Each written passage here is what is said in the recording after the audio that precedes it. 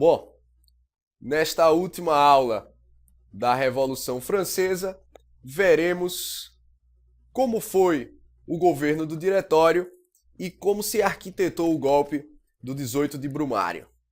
Então, após a queda de Robespierre, se instaura como poder executivo na França a Convenção Nacional. A Convenção Nacional era controlada pelos girondinos. Os girondinos que, como nós já sabemos, eram os membros da alta burguesia. A Convenção, ela se esforçou na formulação de outra Constituição para a França, mais uma desde o início do ciclo revolucionário. A Constituição só se concluiu em 1795 e, apesar de determinar a continuação do republicanismo, ao invés de ser controlado por um presidente, o poder executivo estava representado no diretório. O diretório ele era composto por 5 representantes, que não eram eleitos pelo povo, eram eleitos pelo legislativo, pela Assembleia Legislativa Francesa. O diretório francês governou de 1795 a 99, por 4 anos. E tem algumas marcas, algumas características que nós vamos ver aqui. Essa fase do diretório consolidou o poder da alta burguesia. Se qualquer prova de vestibular disser isso, está correto. Mas entenda por que é que a burguesia, essa alta burguesia composta pelos donos de banco e tal, por que é que ela se consolida no diretório? Ora, pense comigo.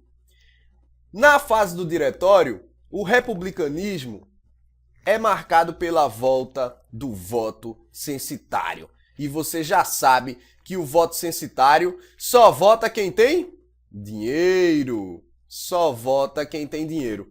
Quem tem dinheiro? A alta burguesia. Em quem eles vão votar? Neles próprios.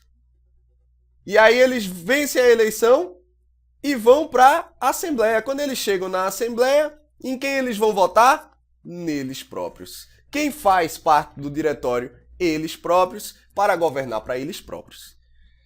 Internamente, o diretório consegue conter os anseios populares. Mas externamente, a ameaça de uma invasão estrangeira na França piorava a cada dia.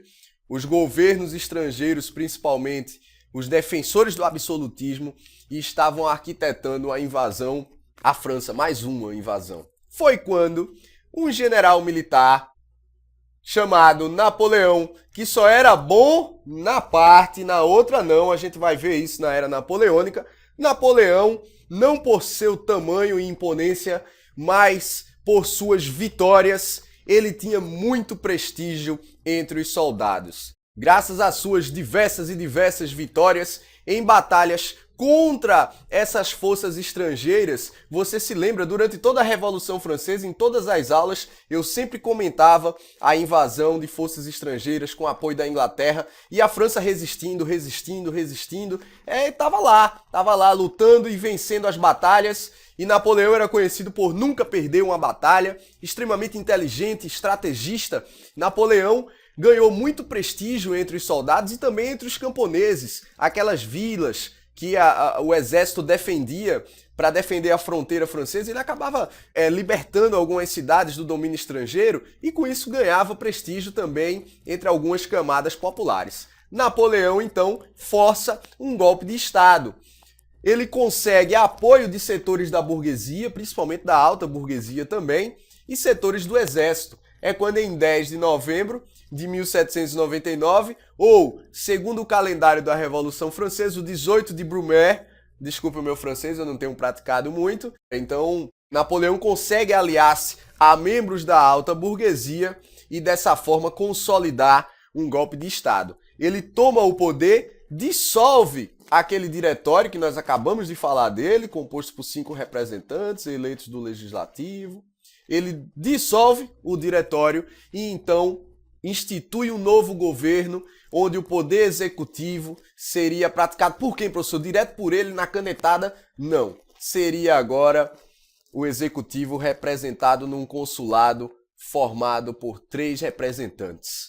E agora surge a pergunta natural, você me pergunta de onde eram esses representantes? Era do exército, era da burguesia, a alta burguesia participava, o voto censitário continuou, como é que ficou? Bom, aí a gente já entra no assunto da era napoleônica. Com o golpe, é o fim do ciclo revolucionário. Veja que depois de toda a revolução, a França ela se institui com um governo militar no final e não com uma democracia como seria natural imaginar, já que eles derrubaram o poder absoluto do rei, que se instaurasse uma democracia ou uma república. E depois de todo o fim do ciclo revolucionário, nós temos o golpe 18 de Brumário consolidando Napoleão.